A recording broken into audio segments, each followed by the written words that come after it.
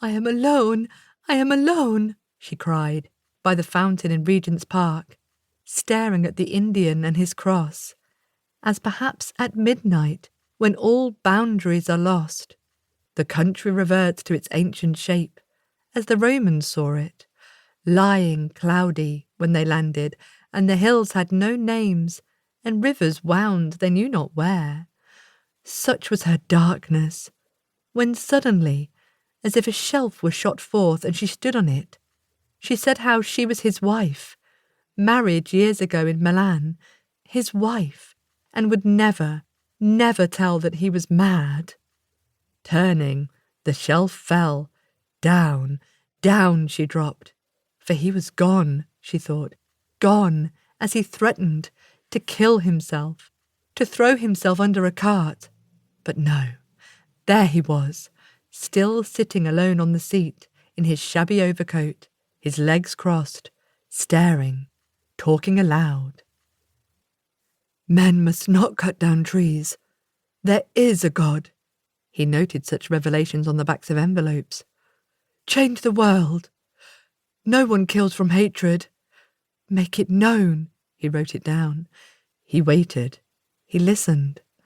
A sparrow perched on the railing opposite chirped, Septimus, Septimus, 4 or 5 times over, and went on, drawing its note out, to sing freshly and piercingly in Greek words, how there is no crime, and, joined by another sparrow, they sang in voices prolonged and piercing in Greek words, from trees in the meadow of life beyond a river where the dead walk, how there is no death.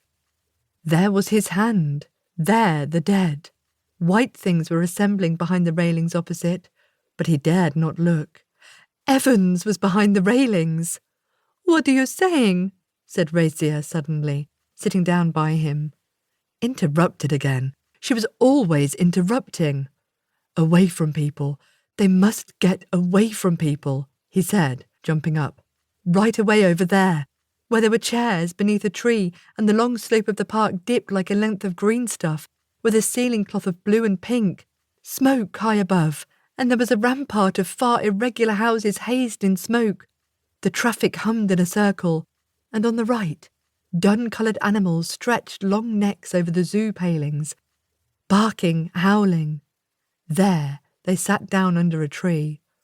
Look, she implored him, pointing at a little troop of boys carrying cricket stumps, and one shuffled, spun round on his heel and shuffled, as if he were acting a clown at the music hall. Look, she implored him, for Dr. Holmes had told her to make him notice real things. Go to a music hall, play cricket. That was the very game, Dr. Holmes said. A nice out-of-door game, the very game for her husband. Look, she repeated. Look, the unseen bade him. The voice which now communicated with him, who is the greatest of mankind, Septimus, lately taken from life to death, the Lord who had come to renew society, who lay like a coverlet, a snow blanket smitten only by the sun, forever unwasted, suffering forever, the scapegoat, the eternal sufferer. But he did not want it. He moaned, putting from him with a wave of his hand that eternal suffering, that eternal loneliness. Look, she repeated, for he must not talk aloud to himself out of doors. Oh, look, she implored him. But what was there to look at? A few sheep, that was all.